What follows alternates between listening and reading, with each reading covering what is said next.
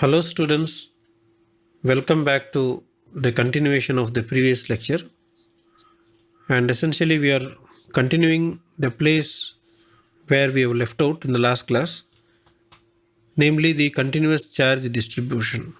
So in the last class, namely for the 1 hour period, we have tried to understand what is the meaning of distribution and whether the distribution can be uniform or non-uniform. And then we have also seen for comparison a mass distribution so that it is easy to visualize, because you can't see the charges but you can see the mass distribution in practice. So that is why we also compared with the mass distribution. Mass distribution means you have considered something like a paper, etc., so that you can see how the mass is uniformly distributed. The distinction between the uniform and non-uniform distributions are very important, because uniform distribution means the charge density can come outside the integration. If the distribution is non-uniform, the lambda or the sigma or the rho, namely the charge density, cannot come outside the integration, and therefore the integration has to be performed keeping it inside, which means that it is going to be somewhat complicated. So the distinction needs to be clarified once again, so that is why I am telling now. So now what we will do is that in continuation with whatever we have left out, we will write down the formal way of writing down the Coulomb's law and then refresh your memory. Not only it is refreshing the memory, you also make sure certain notations, because in the last class I was explaining you how you can write in terms of Cartesian, how to write in a coordinate independent notation, etc. So now let us make everything in a simple way, that in a one line how to write the entire thing, whatever we have done in last class. That is the point that we will see first of all. And once that is clear, we will actually go to an example problem. That is what I have written here. We are planning to solve one example problem using continuous charge distribution. So first let us make certain things clear in terms of notation. So the electric field at a point r vector, means, remember that at a point r vector away from the charge distribution, that is the meaning. So that would be given by the expression 1 divided by 4 pi epsilon naught into the integral. You have an option of writing lambda for the line charge, sigma for the surface charge, and rho for the volume charge. So generic one means without specifying what is the nature of the problem, it is most common to write rho to be the symbol. So when an actual problem comes, then we can replace rho by lambda. So this is the generic one. Generic one means we are not going to refer to what kind of distribution it is, but we are going to say that there is some distribution. So in that case, rho is the generic symbol used. And remember that we are going to bring the proper notation here by putting a prime here. That means rho of r prime. R prime, we already remember that primes are used for the places where charges are present. And unprime means without prime, will be used wherever charges are absent, or in particular we will say that the place where electric field is to be calculated. So the place where the electric field is to be calculated, you don't put prime. The places where charges are present, those places you have to put prime. So this terminology or this kind of notation we will be using because it is more comfortable, and also clarity will be there whether we are discussing in the region of charge or in the region of field. So this is the region of field, this is the region of charge. Okay, so you have a charge density multiplied by a generic volume. We will say that d tau prime. So here we are using the symbol tau here. So this is tau, tau, which means that this is generic. Generic means for the case of volume, you substitute the volume, that is dx, dy, dz. If it is area, you substitute dx, dy. If it is linear, you substitute only dl. So when the situation is clear to you, at that time tau can be replaced. You can replace the tau by the volume v, or the surface area a, or the length l. So those symbols can be replaced. So which means here we are going to say d tau, and therefore this will naturally become dV for differential volume, dA for the surface area, differential surface area, and dl for the small length. And remember why there is a prime here. The prime is there because this is the region where the charges are present, and therefore d tau prime can be respectively simplified or replaced by appropriate symbols dv prime, da prime or dl prime, depending on whether the problem is a 3D problem, 2D or one-dimensional problem.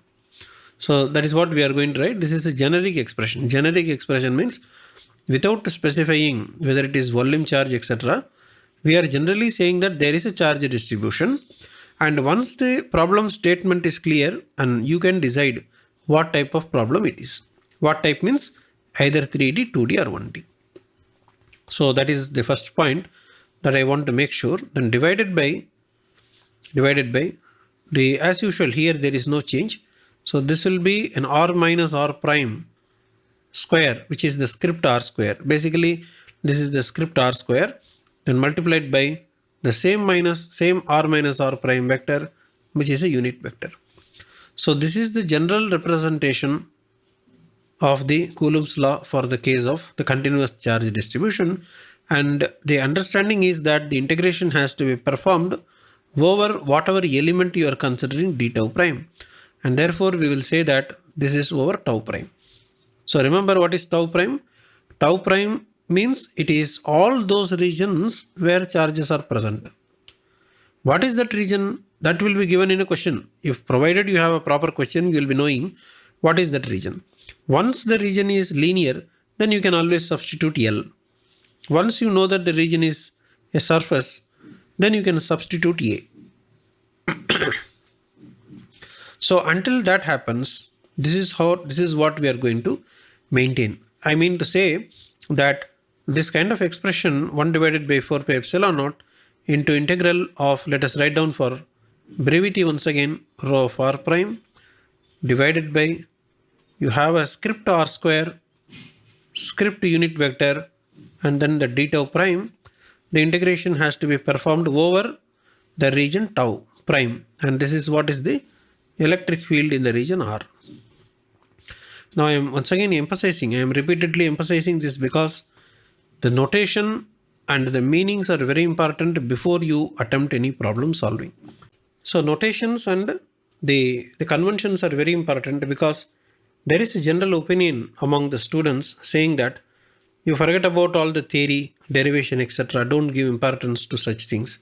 Directly you understand some formula and keep it, and take a problem and then try to substitute and get the answer, so that you can solve problems. If you are able to solve the problems, you can write the competitive examinations such as the IIT JAM for the MSc admission, or the GATE admission for taking either a PhD or an MTech. Okay, so in general, any kind of competitive examination, most of the time they will ask you problems solving, and therefore the students have a general opinion to neglect the theory. What I am trying to say is, the general opinion among the students is that they have a tendency to neglect the reading of the theory behind it and then straight away take some formula and substitute and try to get the answer.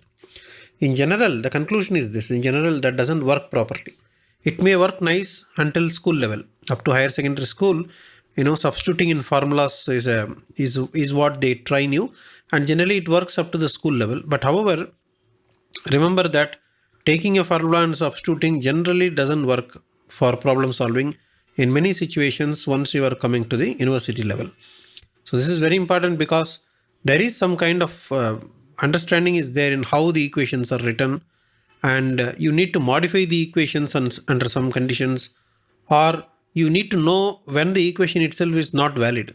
All these things are required. You cannot simply take an equation and then keep substituting.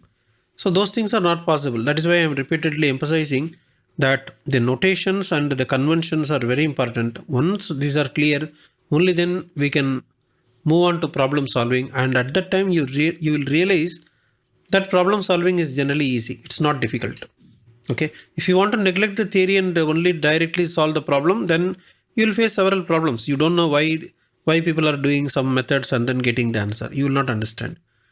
And if you want to come to the theory and read, you feel that you don't have sufficient time. Okay, so the main reason is that people say that they don't have sufficient time to read both theory and the problems in order to get acquainted and then prepare for writing the competitive examination. So now that you are currently in the second year of the 5-year program, and therefore you have sufficient time, provided that you follow the same speed as we move along this particular class. So in the class we will be explaining the theory in great detail. That is first point. We are going to explain the theory in great detail, followed by some problems, and wherein you can understand how these particular equations can be understood and then appropriately apply. Okay, appropriately apply is different from substituting the values in the formula. That will not happen. Substituting is different. Understanding the equation and applying the formula is different. So these points should be clear. Otherwise, the trend that you had in the school level has to be changed. That remembering some formula and substitution, that concept you forget about. Okay, that is not a valid one. In general, it won't work.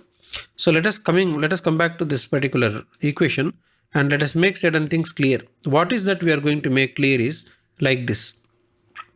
So let me write down that. So the conventions is that you have to ask, whenever you have a problem, you have to ask 3 questions. So first question is, where is the origin? That is, you should have a statement of the problem. Okay, we are going to take an example problem. Then in that you have to ask where is the origin, and then show origin in your diagram. This is the first thing that is required. The second thing is you have to show where is the r vector. So let me write down that. So from the origin, or I will write down like this, origin to. So this is the first thing, find out or locate where is the origin in the diagram of a given problem. The second point is, once you identify the origin, immediately you ask the question, origin to the point at which E has to be calculated. You draw the line. Origin to the point means clearly it's a vector. Okay, and that vector you draw it and then represent it by r vector. So that is what you are going to do once you identify the origin. And the second thing is that you are going to once again draw another vector. If you say that from the, let us say, from the charge means charge distribution. So you don't have to worry whether it is discrete charge or point charge or charge distribution. Whichever be the case, the idea is same. Then what is the difference between charge distribution and discrete charges? In the case of discrete charges, summation will be used. In the case of charge distribution, integration will be used. So that will be used naturally. So the English statement here need not be changed. So here the statement is like this. From the charge distribution, charge, or we say that charge distribution, whatever it is, to the location of E. To the location of E vector. Location of E vector means the location at which we are calculating E vector. That is the meaning. See, if this terminology is not good, we will change or we will write down different way. Location, distribution to the location where E is calculated.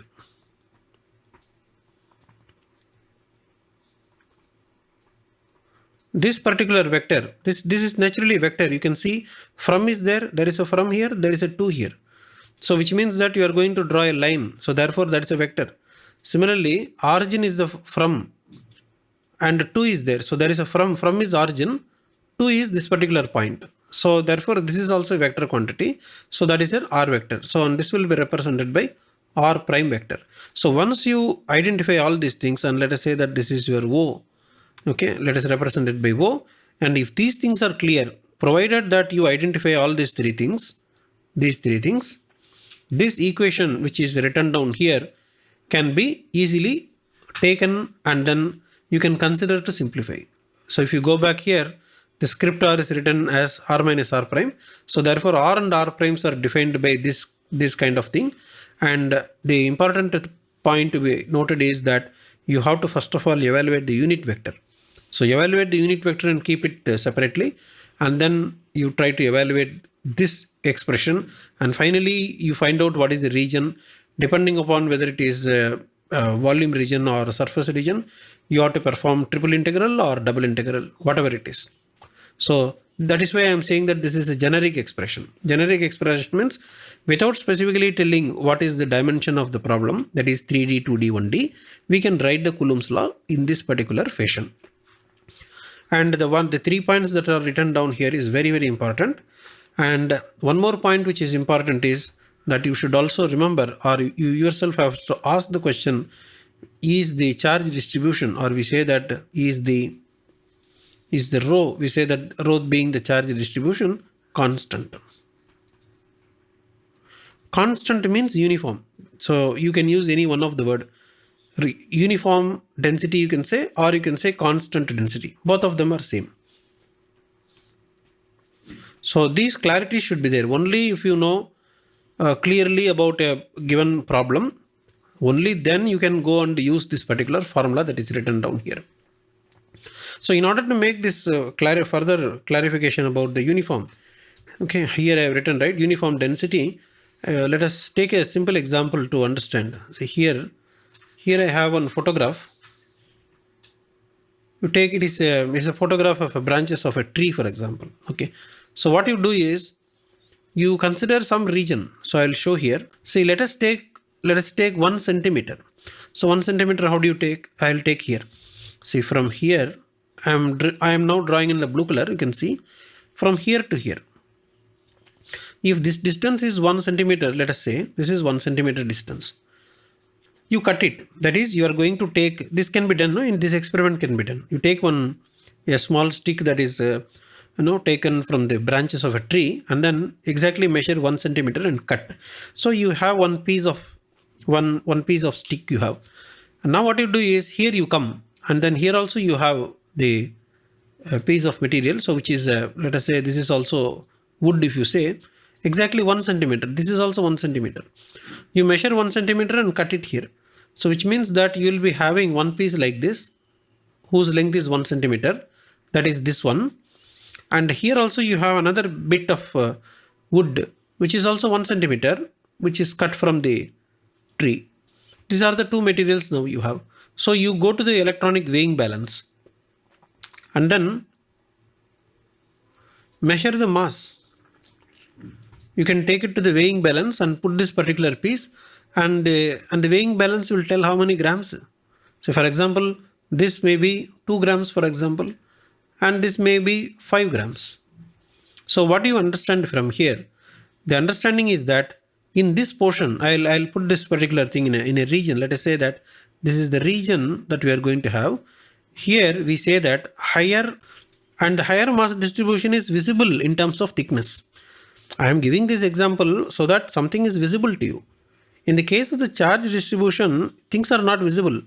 So grasping and understanding what we are talking is sometimes difficult. So if you can understand this in terms of this visualization, and you can understand whether it is uniform distribution or non-uniform distribution. Now in this particular region of the tree, we have a less mass distribution. So less mass distribution and a little higher mass distribution is visible in terms of thickness. It is visible. Suppose if it is not visible, then you can't say, you mean directly it is not visible, but however from the measurement you will be knowing. So our conclusion, finally what I am trying to say is, in some region you have the less mass distribution, in some other region of the tree you have higher mass distribution, and if you are going to do the measurement here in this region, then this will be having very less mass distribution. So what is our conclusion? Our conclusion is that the mass distribution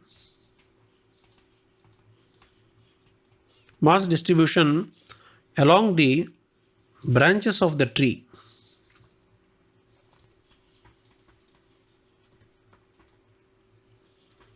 is non-uniform. So this is the conclusion. This conclusion only I want to make it clear. So you can easily understand what is the meaning of non-uniform distribution. That means when you are going to write rho of r prime is non-uniform. So this is the example of mass distribution. The same situation will be present in the case of the electric charge distribution. In some region, you can distribute charges which are heavily present. That means number of charge per unit volume will be large. And in some other region, you may be having less number of charge over the same volume. Okay, here in this particular case, everything is 1 centimeter. That is called same. Okay, over the same length, 2 gram is distributed. Over the same length, 5 gram is distributed. Similarly, you can now have a situation of 1 coulomb distributed over 1 centimeter and 5 coulomb of charge distributed in 1 centimeter. And we say that if this kind of distribution is there over a length of the rod, then we say that it is a non-uniform distribution. And this is the example in terms of length. Similarly, you can imagine what will happen in the case of a surface and in the case of the volume. So now the clarity may be slightly better since we are having some concept of mass distribution which is visible to you, and therefore you can get a better feeling. Okay, so once that is clear, we can now come back to this original problem. And now this is our conclusion. Whatever we have done in the last class, we are now writing down in just one line, and this is the one that is very important. This is the one that we are going to use whenever we are having a continuous charge distribution. And now we will come back to this particular thing. What is the problem that we are planning to solve? So that we will see now. Okay, the statement of the problem I will now explain. You have a wire of length L which is finite.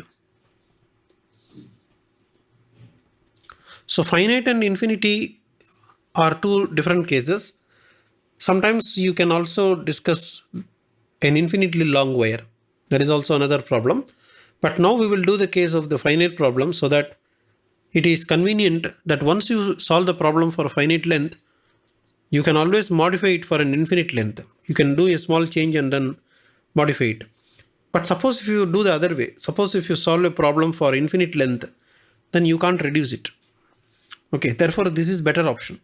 If you are going to consider a wire of length L, you can always ask the question, what happens to L if it goes to infinity? So you can ask what happens if L goes to infinity, and then you can get the answer. But suppose if you directly solve a problem for infinitely long wire, then you can't reduce. You can't say what happens if L comes to finite. That question is not possible. Okay, so that is why considering a finite length object and then doing the calculation is a better option, because we can get more knowledge, or we can extract more information from the physics. Okay, so now what is the statement of the problem is this. You are having a wire or a rod, whatever it is, it's a one-dimensional object. That's what it means to say. And we are going to say that the length of the wire is finite, okay, which means not infinity. Finite means it can be 1 centimeter, 1 meter, 10 meter, 100 meter, any number, that's fine. 100 meter is also fine, but it should not be infinitely large value. That is the meaning. The second, then what will happen is that in this wire, you are going to have a uniform charge distribution.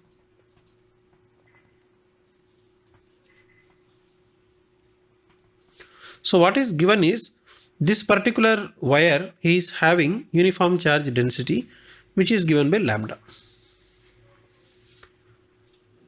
So you have to immediately understand one thing. What is the understanding is that how did you get lambda? You have to remember there is some total charge capital Q, and the total charge is distributed over the total length L, and this length and this value being a constant, because charge will not escape from the system once you start doing experiment, or you are not going to allow more charges to enter into the system. Therefore Q is fixed, and the length of the rod or length of the wire is also going to be fixed value.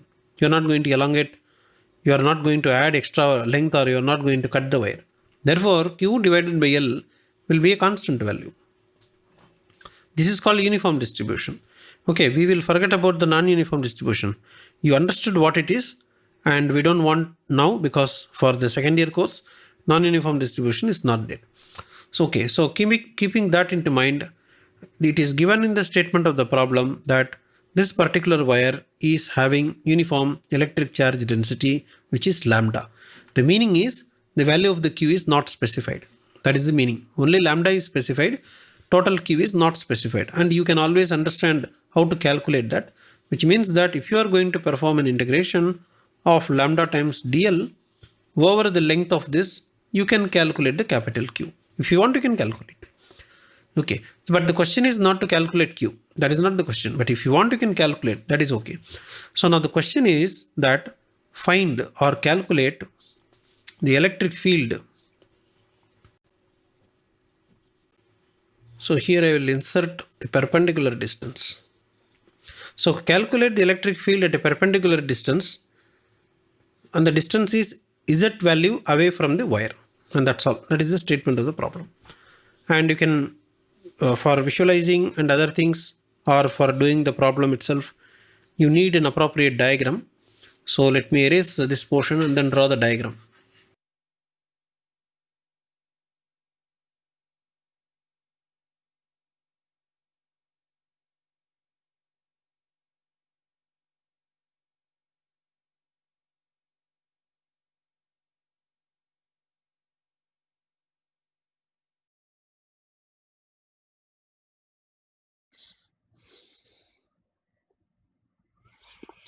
Okay, here the statement of the problem is written down here, and basically the problem is a simple problem, but however, if you start working out, or if you start to solve the problem, you will really encounter some difficulties on how to proceed with the Coulomb's law, because you need the respective variables what to substitute. And then the second thing is that you need to know how to evaluate certain integrals. So that is where some difficulties will come. But otherwise, whether it is this problem or some other problem, the problems will appear to be somewhat simple. Difficulties will arise to identify what are the appropriate unit vectors that you have to consider in a problem. So only for that reason, it will be beneficial for us if you solve a problem, especially if you solve problems in Cartesian system, polar system, etc., because different difficulties will come when you deal with different coordinate systems. So that point should be clear. As I already told some time back, it is not that you will be taking the Coulomb's law and then directly substitute. Okay, it is not that simple, but you need to identify the appropriate variables, and we will see what is to be done for this problem. And the problem consists of what? It is just there is a wire. Either you say that it's a wire or it's a rod. The length of the wire is given to be 2 times L. It doesn't matter 2 times L or whatever L. So you have to draw a rod of length L or 2L here. So let me draw it here. Here I am showing the Cartesian coordinate system, because the question says that there is only one wire here, and then the objective is to find out the electric field due to this wire at a distance z above the rod. Especially you are asked to find the electric field only at the midpoint of the rod rather than everywhere.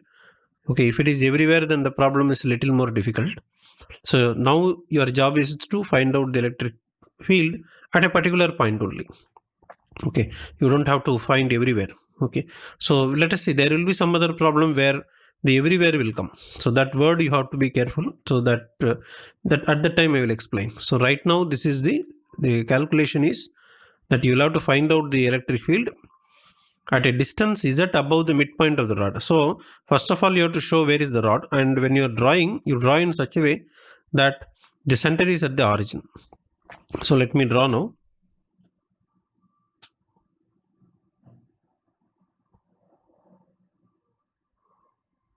Suppose if you say I am now drawing in yellow color, so the yellow color one is considered to be rod, okay, or a thin wire. Whatever rod, if you say, you should remember that the thickness of the rod should be negligible. Only then it will be one-dimensional.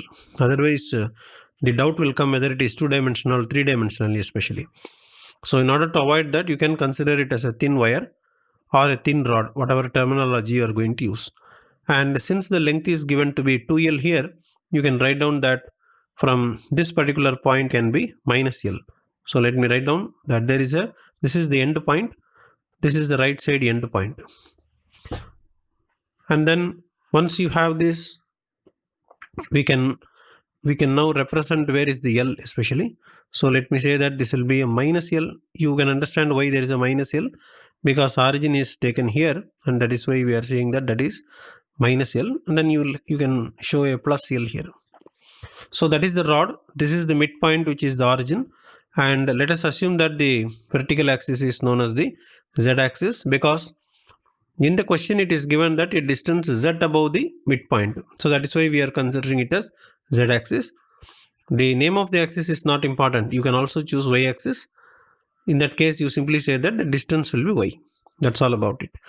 And so once you are having like this, you now identify some point and then draw a line. So let me draw a line here. So now you must be able to understand what is this line and why did we draw this. So the reason is that now along this yellow color rod is the yellow color one, okay, not the orange color. Orange color is only the construction, geometrical construction. The rod is now from minus L to plus L, and the charge is uniformly distributed everywhere,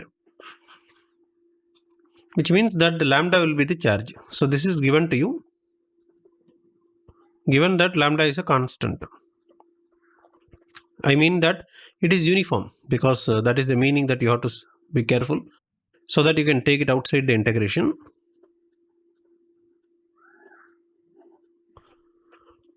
And here what you do is, along this length, you consider a small length. That is what I am showing in the white color now. So this is the small length, and we will say that this is your dl prime.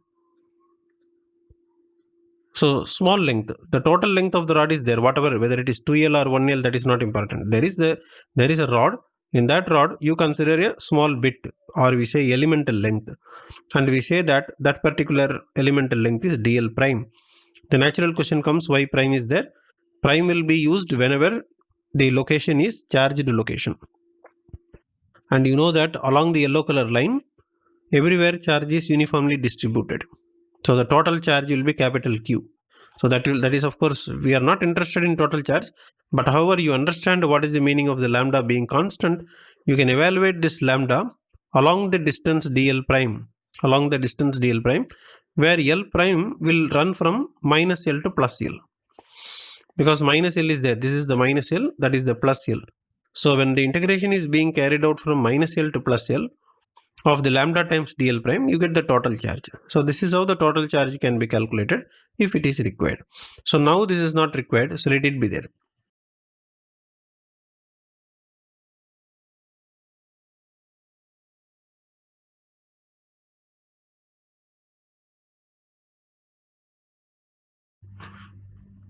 So in order to solve the problem using the Coulomb's law, you have to first identify these things, the 4 points that are shown here. And once you identify, the rest of the thing follows very easily. So let us see how easy it is to identify or how difficult it is to identify these things. So first thing, let us see, show the origin. So we have the origin here.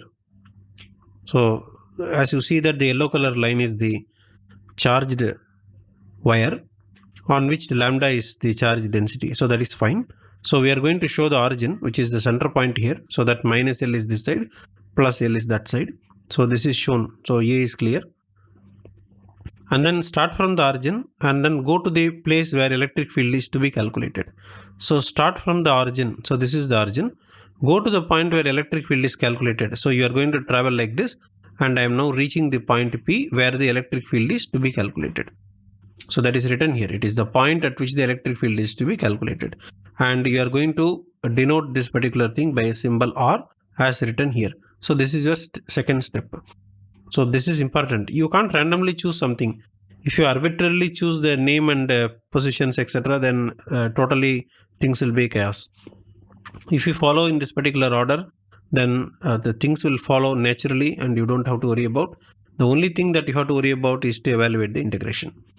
Okay, so two things are over. Coming to the third point, you start from the origin and then go to the charge distribution element.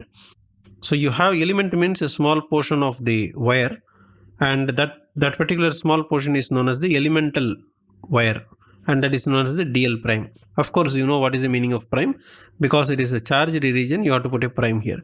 So from the origin, that means here. So from the origin, let me draw. Already you have the yellow color line. That yellow color line indicates that it is the charged wire. Now let me draw on top of that the white color line, indicating that I am showing a vector. So for example, I can now show that you are drawing a vector from the origin. In this direction I am going, and then you have to go up to the charged element. So you see that I am drawing only up to the charged element. After the charged element, you still have the yellow color line indicating that the wire is up to plus L. Where wire is there until plus L. But I am choosing some small bit somewhere in between minus L to plus L. You need not choose here only. You can also choose on the left side. That doesn't matter. Or you can choose it here. So you are going to choose a small bit dl prime, and then you are making the appropriate vectors. So now I am having a vector in the white color which is starting from the origin and ending at the center of the dl prime. Because dl prime itself is supposed to be a very small one, choosing the center point is considered to be appropriate. And there won't be error because this dl should be approaching 0 practically. You can't take dl prime to be 1 centimeter and do this calculation. Okay, because this is integration, right? Integration of dx, when you say that dx should be an elemental, that means very, very small one. So therefore, only for the geometrical visibility, we have shown that dl is of this length from here to here. But mathematically speaking, dl is going to be very, very small, and therefore taking the center point will be an appropriate one. That is why I have drawn from the center point a red color line like this. Okay, so now we are discussing the point number C, which means that we are drawing a vector from the origin to the charge distribution element. So let me show the vector now. It is from the origin and to the charge distribution element, and we have to represent it by the symbol r prime. So let me show that this is an r prime. So r prime vector. So that means C is over. Come to the point number D. Point number D says that start from the charged element and then go to the point where electric field is to be calculated. That's what you do. So let us start here. So start from the charged element and travel along the straight line and then reach the point where electric field is to be calculated. So capital P is the point at which electric field is to be calculated. So that's what I have written here. It is the point at which electric field is to be calculated, and we are going to represent it by, so what is the name of the symbol that you are going to use? Is this script r. So script r will be automatically r minus r prime. You don't have to worry about any triangle law now. If you are going to follow this particular rule as we have listed out, there is no need to search a triangle and then write down the triangle law and then find out what is r minus r prime direction. All these things are not at all required if you are going to follow this kind of procedure, that origin to charge distribution, origin to the electric field point, and charge the element to electric field point. All these things are already well defined. If these things are followed, no need to worry about the direction, because direction is already fixed here. That means we are starting from the charged element then towards this. So therefore arrow is fixed, and then you are going to represent this by a script r, and script r is also equal to r minus r prime. So what I am trying to say is, you don't worry about the triangle law whether it is obeyed or not. It will obey if you verify. Okay, if you start from here and then come like this and then travel like this and then again travel in this and then say that the total distance is 0, then you can always prove that the script r is r minus r prime. This thing we have done sometime 2-3 classes back, how this r minus r prime comes. So now you don't have to go through this triangle law, etc. Straight away you write following this particular rule. It works very nicely. So now you identified the 3 vectors that are required for the Coulomb's law. But however, in particular, so these are general things. Generally we have represented the symbol. But now we are having the Cartesian system. In the Cartesian system you don't have r. You will be having x, y, z. Therefore, this r can be now simplified. After simplification we can go back and then substitute. So how much should be r here? So that is shown here in the problem. It is given, calculate the electric field at a distance z above the midpoint of the rod. That is what is given. So midpoint of the rod is here, The point P is taken here. So what should be the height here? The height should be Z, because that is what is in the question paper it is given. Okay, you take it as Z. So therefore it must be Z. So that is the distance. Z should be the distance from the point O to the point P. Okay, that's fine, but that's a scalar. What about the direction? So direction is there here, but what is the axis? So this is the Z axis.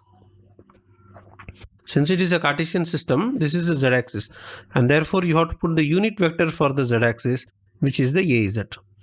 Therefore, R vector is a generic symbol. Generic symbol means without referring to any coordinate system, let R be the vector. But now we are referring to a particular coordinate system, namely the Cartesian coordinate system. And therefore, in the Cartesian system, you must show the x-axis, y-axis, z-axis. Now the direction is only z-axis, and that is there here, and the magnitude or the distance over which you are traveling is z. So that means your R vector is now clear. So by doing this analysis, what happened is one vector is clearly defined. So which means that you can substitute into the Coulomb's law. Coming to the second point. And now you ask the question similarly, what happens to the R prime? So can you write down the R prime in the same way? So you can easily see what is R prime vector. This is in this direction. Now what is the direction? That is written here. This is the x-axis. So since it is an x-axis, automatically unit vector is well defined. That is fine. Then what is the distance from O to dl prime? So O to dl prime will be taken as some x here. So this portion you will have to consider that this is x. Because this is x-axis, any distance that you measure along the x-axis will be x. That is why I am writing x. That's fine. But the entire x-axis in the yellow color is a charged region. Now since it is charged region, you will have to put an x prime. Otherwise, if it is not charged region, then no need of putting prime. So in this particular case, z is there. We didn't put prime because along this particular z-axis, charges are not there. Okay, and at the point P, we are interested to calculate the electric field. So it is a point where electric field is to be calculated and the charges are absent. Therefore, prime is not there. So here, this is the region where everywhere charges are present. Therefore, this is known as primed region. So we will put x prime, and the direction is the ax unit vector. Now this is the important first step in order to proceed further. If you think that this itself is difficult, then you can't solve any problem. This is the very first, very beginning. Identifying the vectors, 3 vectors you have to identify. One is this R, the second one is an R prime, the third one is the script R. Identifying this is the very important, and that is the first step in the solution. This is very important in the case of 3-dimensional vector formulation, because you may think that we are doing something too complicated. It is not so. Yeah, when you are studying a similar situation in the higher secondary school, you also used the Coulomb's law to find out the electric field in the higher secondary school, but you didn't worry about these vectors so much carefully. You have written only the magnitudes, and then you tried to manage the situation.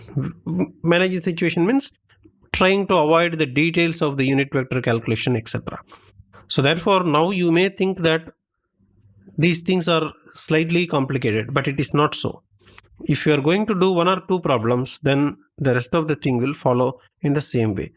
Okay. Then once you identify these 2 vectors, R and R prime, the script R is nothing special. It is only R minus R prime. So let me write down therefore that this script R vector I will write down at the bottom here, or here itself we can write down, there is some space is there. So I'll write down R is equal to, so let us write down that this is Z times AZ cap minus this is actually x prime times AX cap. So that would be the script R vector.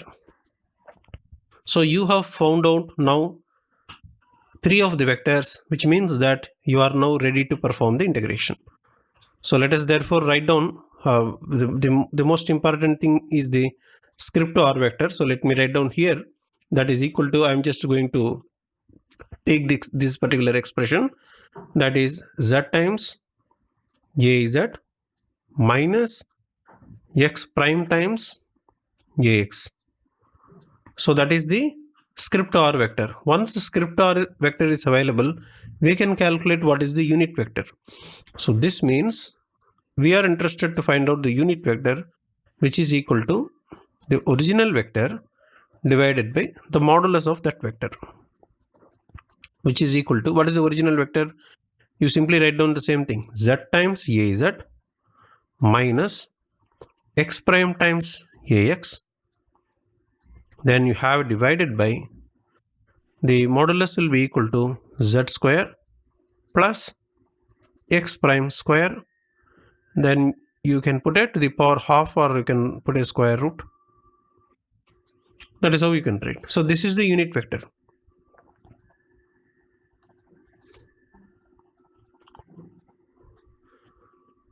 And once the unit vector is clear, the rest of the things are simple. Okay. And in addition to that, let me write down one more thing for clarity, that what is the modulus of the r square. So you have, this is the modulus of the r. So if you are going to square this particular square root will disappear. So simply this is z square plus x prime square, and that's all. So we need this information in order to proceed further using the Coulomb's law. So now therefore you can write down, based on all the available expressions, we can write down that the electric field at the point r is given by 1 divided by 4 pi epsilon 0 into the integral of the lambda times. Maybe I will write down the first formula itself. Let me write down for clarity. We can write down like this, lambda into dl prime. Then we can write down that this is divided by modulus of r vector square. Then you have an r cap. So this is the standard formula for the Coulomb's law, that is for the case of the linear charge distribution. Only thing I made is this is L I made. So let us go back and see. So I'm writing the same thing. What is the difference that I made is, I told that tau is generic. Generic means without referring to one-dimensional, two-dimensional, etc. Now the problem is very clear. It's a one-dimensional problem. It's a wire. Therefore, instead of putting a tau, I am putting L. L is the length. And later we can say that L is along the x-axis and then convert it into dx. That's also, that is clear. And now rho is the generic charge distribution. Now we have linear charge distribution. Therefore, I am changing the symbol to the lambda. Now the bracket here is not required because it's a constant. See, you should understand one thing. What is this actually, this rho of r prime? So why it is written like this is, this means general charge distribution. What do you mean by general charge distribution is, you don't tell whether it is uniform or non-uniform. That information is not available. That is what is known as general. So when the distribution itself is not known clearly, whether it is uniform or non-uniform, you don't know whether this has to be taken outside the integral or inside the integral. Under such a situation, we write that this charge density is a function of r prime. Now it is very clear. In our problem now, what is the advantage is, you very well know that this particular charge density is constant, and therefore this bracket of r prime is not required. That is why that is not written. And other things are same. The divided by r square is there here, r unit vector is there, and everything is there. Okay. And yeah, these things you have taken care. So once this is clear, we'll come back here. So here everything is correct, whatever we have written. We have written here this script r. Okay, so I am just explaining how this expression is written starting from the Coulomb's law, which means the generic form. And now we are ready to substitute. So for substitution, those things are required. So I'll go back a little bit. Okay, so now let us substitute. This is equal to 1 divided by 4 pi epsilon 0 into, you have the integration like this.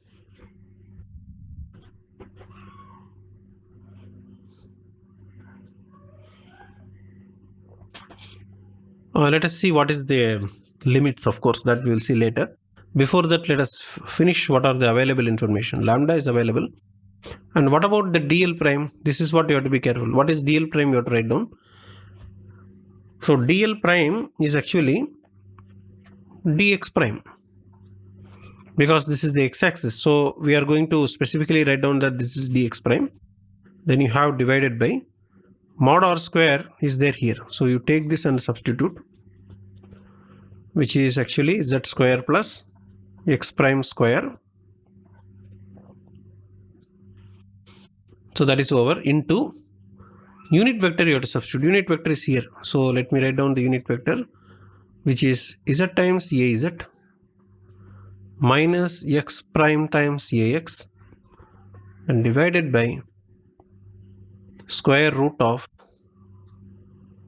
z square plus x prime square, close bracket. And that's all. And the integration has to be carried out over the length of the rod.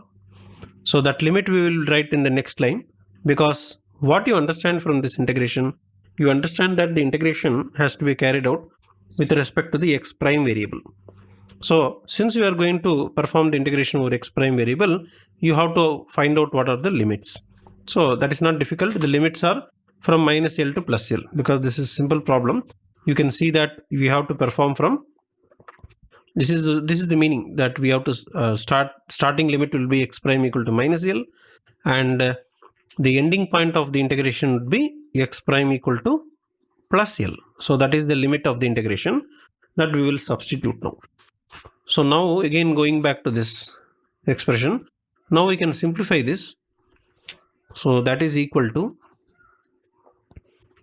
electric field is equal to 1 divided by 4 pi epsilon 0. Now here lambda being a constant, I'll put a lambda here. So 1 into lambda. So lambda is taken outside. Then we are going to perform the integration from minus L to plus L. So that is written here. And then there is a minus here. So we can split the integration into two things, because there is one term here and then there is a second term here. So let us simplify this. So lambda is going outside. Then you have z times az. So let me write down z times az. That is one thing. Then divided by, if you multiply these two things, I will be getting z square plus x prime square to the power 3 by 2. Then you have a minus. So this minus is there. So let me write down the minus. Then once again you have the integration. Then you have a minus L to plus L. The second term is x prime. So let me write down that this is x prime. Then this is ax. Ax is a unit vector. Then divided by these two things you multiply, we get z square plus x prime square to the power 3 by 2. But there is a dx prime. See this dx prime should be written for each of the integration. So I'll write down that this multiplied by dx prime, and here also you have the dx prime, because dx prime is common for this two. And this particular thing, lambda by 4 pi epsilon 0 is also common for both the integration. So I think you can put a bracket like this. So maybe you can put like this, because that is common for both the thing. So what is our conclusion? It appears that if we can simplify this integration, then we got the answer. We will be getting the answer. So let us see which terms are constant so that it will come outside. So let me write down that this is equal to lambda divided by 4 pi epsilon 0 into, here anything is constant, let us say. We are doing the integration with respect to the x prime variable. Therefore, z is a constant. Z will not affect our integration. Az vector will be unaffected, because Az vector being a Cartesian unit vector, this is an advantage. Cartesian unit vectors are constant. You can always take it outside the integration. Okay. Now here is a very important point. Suppose if you are going to deal with a polar coordinate system, then you will be having polar unit vector. Polar unit vectors are not constant. Okay. You cannot just like that take it out. So you have to be more careful while you are dealing with the polar coordinate system. In Cartesian system, all unit vectors are constant. Therefore, you can always take it outside the integration. So what happens is z can go outside. Az also can go outside. So therefore, I will write down like this. Z times Az. Then you have the integration. Then you have minus L to plus L. I have dx prime divided by, here you have z square plus x prime square to the power 3 by 2. So that gives you the first integration. Then the minus, here whether anything can come out, only ax vector can come out. Only ax unit vector can come out, because ax unit vector, you can think that the integration is with respect to the x variable. How this x will come out, you can ask the question. Okay, that difficulty is not there. Unit vectors are constant in the case of Cartesian coordinates. Therefore, it can come out even if this is x, this is x. But however, in polar coordinate, it is not true. So you have to be more careful. You can't take it outside. Okay. So let us therefore proceed further. This is a unit vector. Unit vectors are always constant. So take it outside. Then what is left out is we have an integral from minus L to plus L. You have an x prime here. Then you have a dx prime here. So I'll write like this. Then you have the denominator, which is z square, plus you have an x prime square, then to the power 3 by 2, and then we close this particular bracket, and that's all. So you should now know how to evaluate these integrals. Of course, these are standard integration, not difficult one. Some of the standard expressions you must have learned. Now, to avoid suppose if you start doing integration in this step itself, it appears to be a lengthy expression. If you start doing the substitution of how to do the integration, all the steps will go, it appears as if it is a lengthy one, but it is not so. So to avoid that kind of appearance, let us assume that this is the first integration. I will give a name I1 for the integration 1, and let us call this particular integration with a name I2. So let this be the I2. So I1 and I2 you evaluate using go to the last page of your answer sheet and then evaluate on a rough paper, and then you bring the answer and substitute here. That is what I mean to say. So you don't struggle here and make this equation complicated. That is what I am trying to say. So let us first evaluate I1, then we will evaluate I2, and after that only we will come back here and then substitute here. So let me therefore write down like this: lambda divided by 4 pi epsilon 0 into, I will leave it empty here. So let us go outside of this board, evaluate the I1 and then come back. But for that, you remember this portion is not needed. Z times Ez will be there, of course. We can write down here. So this is Z times Ez will not be affected. That can be written down. You evaluate I1 and then come back. So let us go back and then do some integration in some other place and then come back. So let me go here. Okay, let us now evaluate this particular integral dx prime divided by, you have something like a square plus x square to the power of 3 by 2. Forget about limits. Limits and all you can do later. First of all, let us evaluate what is this expression. So you can do this kind of integration using a substitution. X prime, forget about the prime here. By the way, primes are needed only for the our electrostatic problem. In mathematically speaking, just x is enough, because in electrostatic you are talking about charged region or uncharged region. That is why you have these primes and all. When you are dealing simple mathematics problem like this, primes are not required. So I have removed the primes everywhere so that it looks more comfortable and you can think how to solve. So one standard way of solving these kinds of problem is to make a substitution x equal to some a tan theta.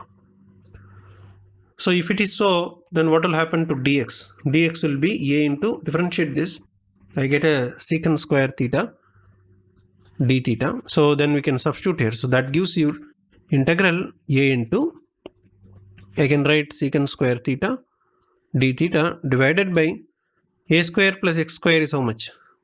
So you get 1 plus tan square theta. So therefore I will be getting a to the power 3. How 3 will come? Because there is a 3 by 2. There is a 3 by 2. Then I will be getting an a square common. Therefore I will get an a cube. Then plus x square. So 1 plus tan square. 1 plus tan square is how much? Secant square. Secant square. But there is a 3 by 2. So this becomes secant cube. Then you get a theta. And that's all. And simplify this. So that is equal to, if you cancel this, I get 1 by secant. 1 by secant is, you write like this, cos theta d theta. So finally you have an integration of cos theta. Integration of cos theta is sin theta divided by a square. So this is our answer. But however, you can't give the answer in theta because given question or our integration is in the variable x. So your answer should also be in the same variable x. Okay, you can't give in a different variable. So you have to again revert back to the variable x. So how do you do it? So that is fairly simple. Let us draw a triangle corresponding to this one. So this means x divided by a equal to tan theta. Okay, so that gives you what kind of triangle you can draw. You have to imagine which triangle is suitable for this equation x by a equal to this. So let us draw a triangle for that.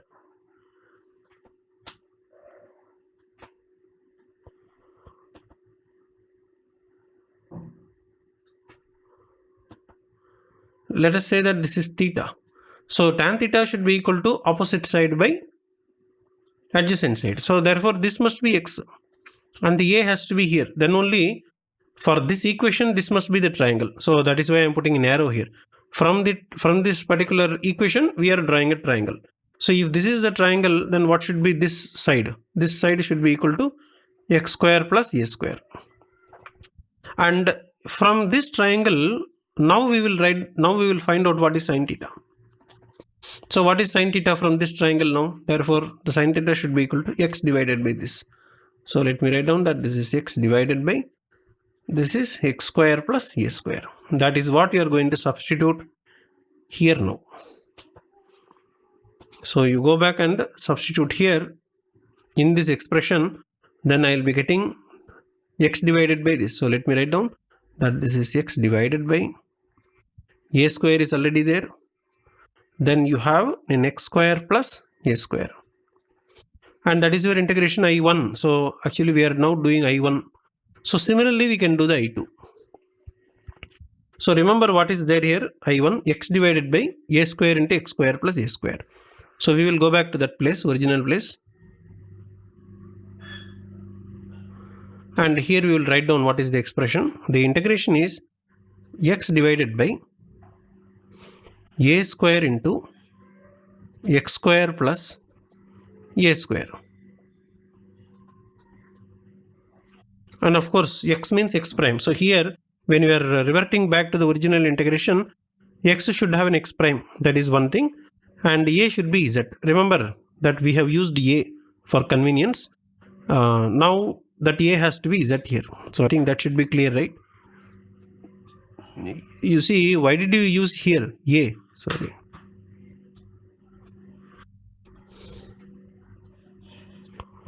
Okay, this is z, right? So we have considered a here to start with. Actually the original integration is z square, but we don't want to confuse with z. Usually in mathematics, you try to keep constant as a or b. Okay, that is why we have written this particular equation in the most comfortable style in which you learn mathematics. And then once the answer is coming, we can replace this a square by z square, and that is what is written here ultimately here. So that's what you have. And then to the power, there is no to the power 3 by 2. It's already integrated. Okay, after integration you have only this expression. Is it here? There is one thing is missing. So when you are using this, so what is the distance? This must be x square plus a square to the power half. So I forgot a half here. So okay, that's all. And then minus this is ax unit vector. You finish the integration and come. So you can again do the same similar integration, and then our expression, let us see what is the expression. You have to remember and go back. Okay, x dx divided by this expression. Let us go to a different place in the board and then do the integration. So we have an I2 here which is equal to x divided by x square plus a square to the power of 3 by 2. Then you have a dx. So this is our second integration I2. So The methodology is same, that I will be substituting x is equal to a tan theta.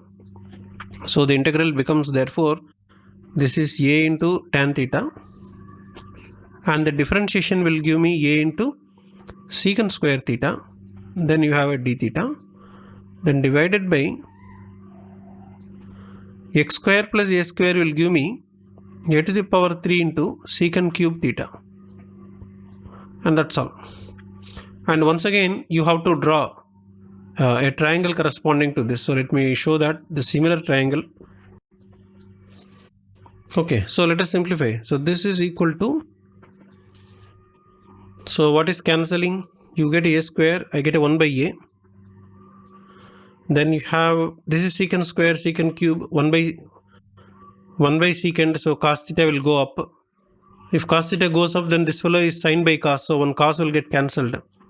So finally I will be left out with the sin theta. So integral of sin theta is how much? Minus cos theta. And that is the answer. But however, we will revert back to the x. So from this triangle, how much is cos theta? Cos theta equal to, how much is cos theta? This is a, right? So let me write down that this is a divided by square root of this. So write that. So there is a here, there is a here. I think that a will get cancelled when you bring here. So finally I am left out with minus 1 divided by square root of x square plus a square, and that's all. This is your I2. So minus 1 by x square plus a square, and here you should remember once again that a is z originally and x was x prime originally. So that we have to be careful when we are replacing into the original equation. So we will go back to the integration and then substitute this expression, minus 1 by x square plus a square. Yeah, so this is into you have minus 1 by x square plus z square to the power 1 by 2, because square root was there, so to the power 1 by 2, and then close the bracket. And the entire thing has to be evaluated. There is one interesting thing that you forgot, that the integration contains limit from minus L to plus L. So this integration is also from minus L to plus L. So remember that the integration limits we have not applied. So I will write down the limits here. Minus L to plus L has to be applied here. Okay, so let us now simplify.